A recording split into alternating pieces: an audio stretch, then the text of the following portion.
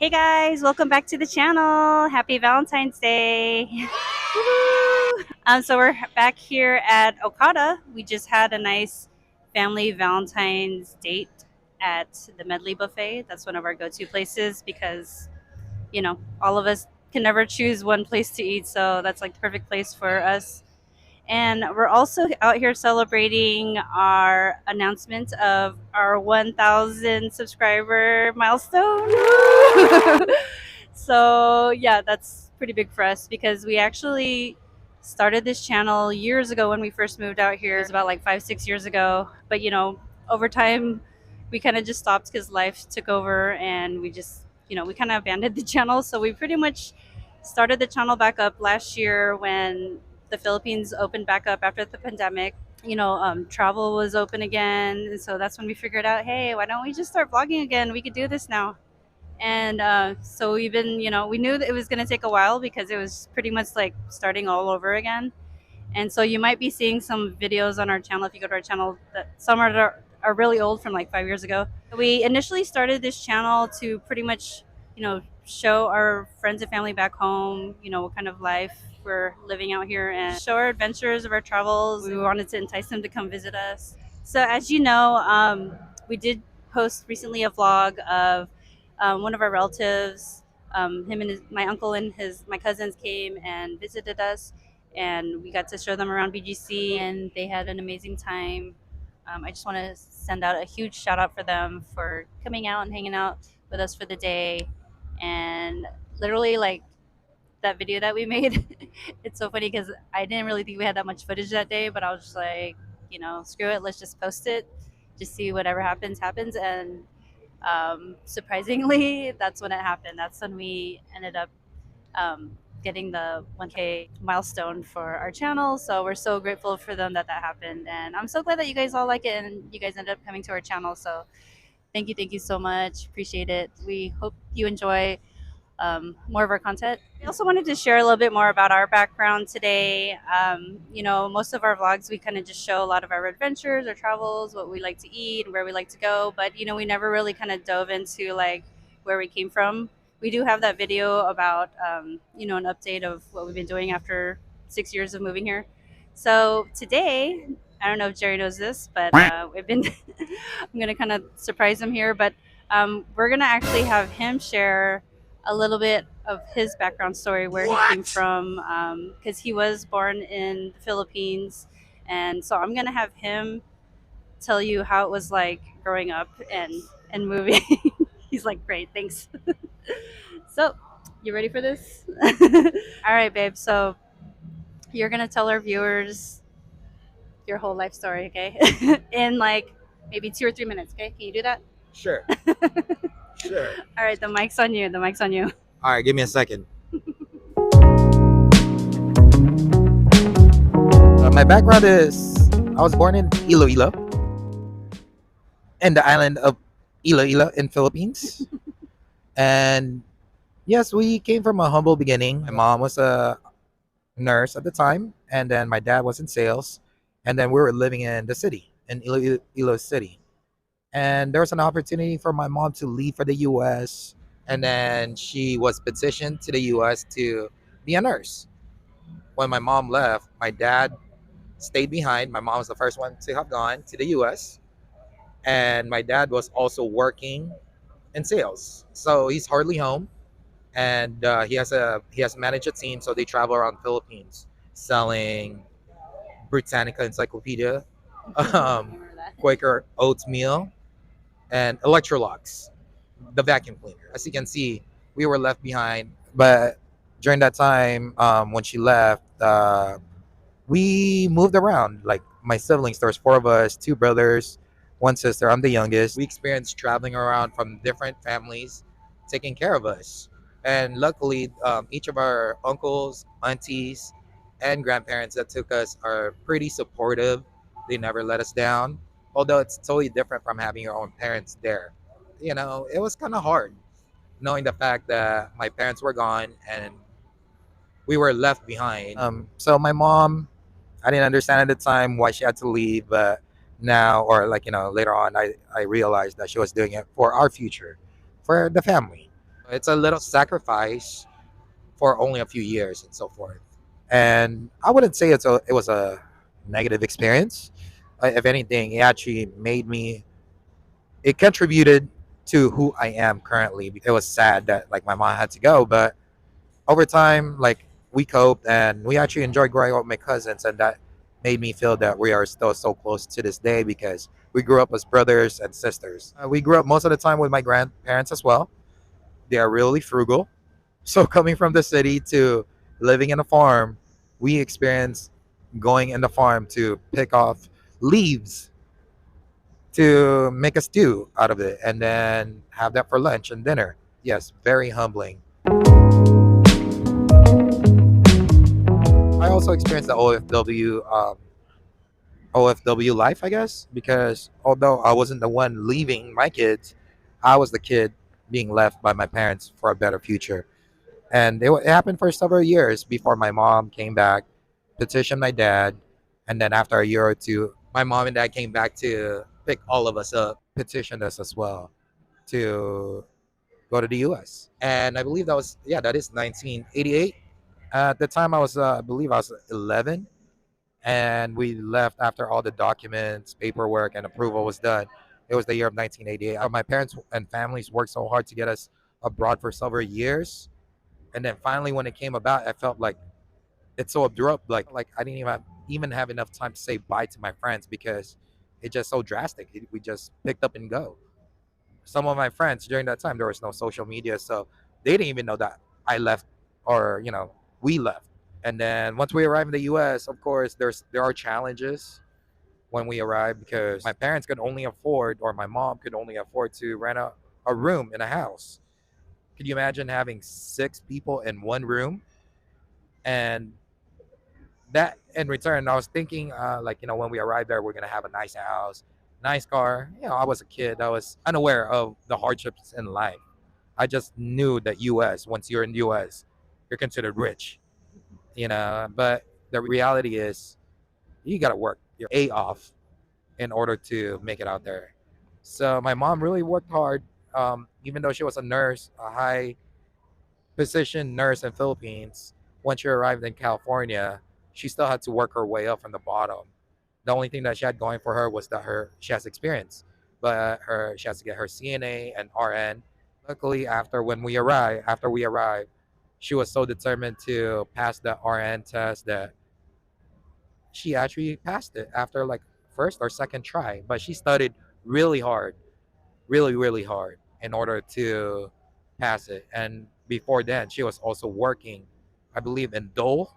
You know what Dole is? The cannery. Oh, really? Yeah, in San Jose. So that's how old it was, like when we moved out there. San Jose wasn't San Jose of what it was at the time. It was still a lot of farm, vacant lots, and so forth. Man, I wish we bought land at that time. But yeah. And my mom, after she passed her test, I've noticed that our life is turning for the better. And she supported us. My dad dabbled on working as well, but predominantly, basically, my mom was the breadwinner of the family, and she did everything that she can, work overtime to give us a roof over our head, from renting a one room to getting a condo, moving. I think that's where I'm so used to moving because it seems like we moved every year until my mom was finally able to qualify and save enough money for a down payment and qualify for a house. There was some challenges when we arrived, and I remember going to school as well. My parents purchased a car, a really small car, because it's easier for them to travel to go back and forth to work and drop us off to school as well. I remember going in a car. I know right now it's illegal. It's considered illegal if you get caught. I remember my dad would drop us off. My mom was getting picked up from work early morning. At the same time, we were going to get dropped off to school. I was sitting on my mom's lap on the front passenger, and the siblings are sitting on the back. And there's 3 of them, and this car is like straight up 2-seater in the back. So I don't know how they fit back there.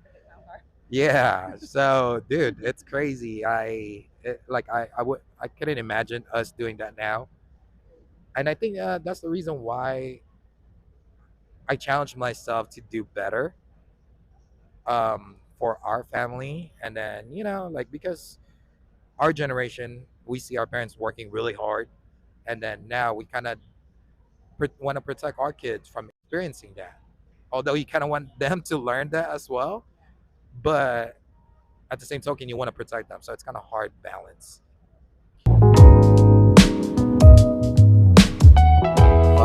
The other challenge that we experienced was once we arrived, we didn't know where we fit in. I remember not like fitting in with the Filipinos that grew up in the US because I was considered a fob. It's fresh off the boat. I'm not gonna cry. I'm just trying to remember the every step. But yeah, so the closest that I got along with anyone was anyone that just arrived, either from other countries or Philippines. So throughout after several years, we coped, and then we became, to this day, I still remember friends from fifth grade because that's the grade when I arrived, and to this day we're still good friends. So that was a good experience, I guess. College life, as far as my career and so forth, working towards the college, I just took whatever I need to take just to prove to my parents I'm going to school.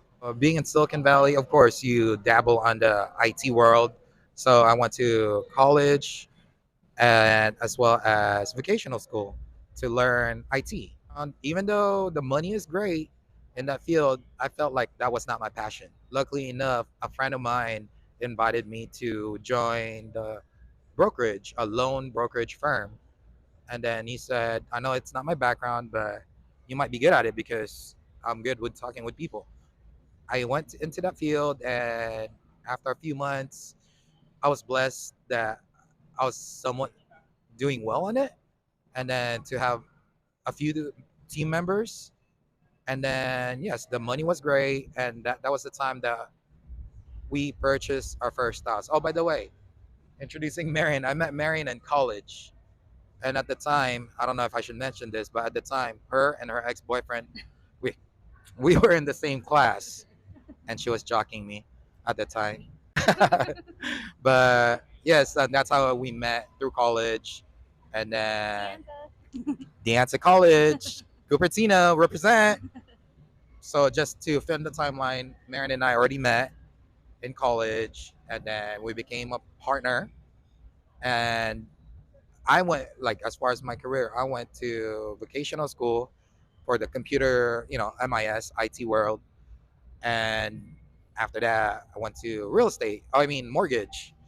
After the mortgage industry, after it collapsed, everybody went into real estate. Naturally, I went in that field as well. So, as far as my background, that's my strongest. I feel that I'm into real estate and mortgage. I also dabbled on car industry as well as working in a call center. So anything that involves sales. So that's where I felt like I'm heading towards and where I'm comfortable in. After San Jose, we decided to sell our house and move to Roseville because San Jose was getting a little bit too expensive considering that there wasn't a steady job for myself and Marion. And then Marion was pregnant, and then we're having our eldest son. We considered selling the house and then moving into Roseville. We came into the conclusion that although we're making decent money, we felt like we're always just trying to keep afloat. And no matter how hard we work, there was not enough, not enough to progress to the next level.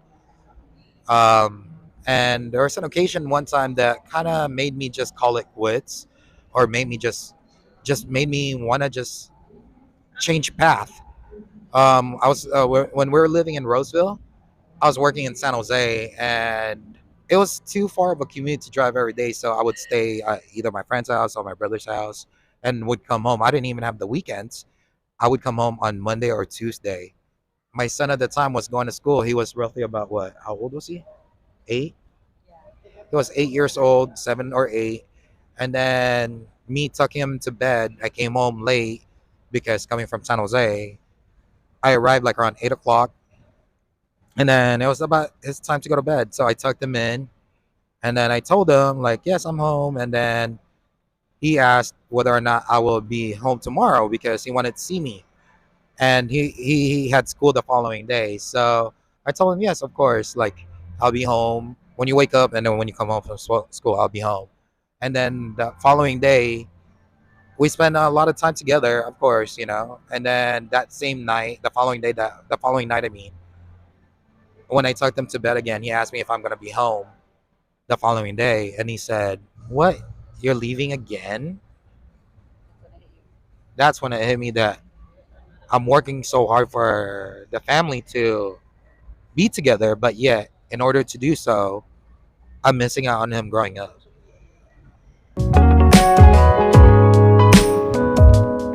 We lived in Roseville until 2015, 2016. And then in between then, like my parents retired in Philippines and we're visiting back and forth. If you're wondering, the reason why we decided to move to Philippines was that it's a calculated risk. We came here not like previous years before deciding to actually move here. We came back and forth, and the more time we spent in Philippines, the more that we enjoy the life, the culture. Yes, I grew up here, but I was in the States for 30 or so years before deciding to move out here. We felt, or I felt at the time that, it's worth the risk because we've been living in California all this time and we were still young enough that if Philippines didn't work out, we could always go back to the States to work. I mean, we didn't want to look back and say we missed an opportunity. But the reason why originally that we decided to move here was other than we see opportunities, was that we see that we're being stagnant in California, meaning we have a house, we have a nice family dynamics, but as far as our future, it wasn't enough. I felt like we have a better potential somewhere else. Philippines was naturally the easiest to consider because, for one, it's a lot cheaper to start up a business here. Cost of living is much more affordable, as well as at the time my parents were still living. So we wanted to be close to them because, as you know, it costs way too much money from the US or to travel yearly to visit my parents, the kids' grandparents. We figure like we didn't even think that we're gonna be here for what, this long. We just said maybe give it 3 years. We just said like we'll give it 3 years and see where it goes, and then eventually things progress in our favor, and we see ourselves living here permanently. I would say. And yeah, so far so good that everything's worked out. Basically everything that we're doing here in Philippines, it evolved over time.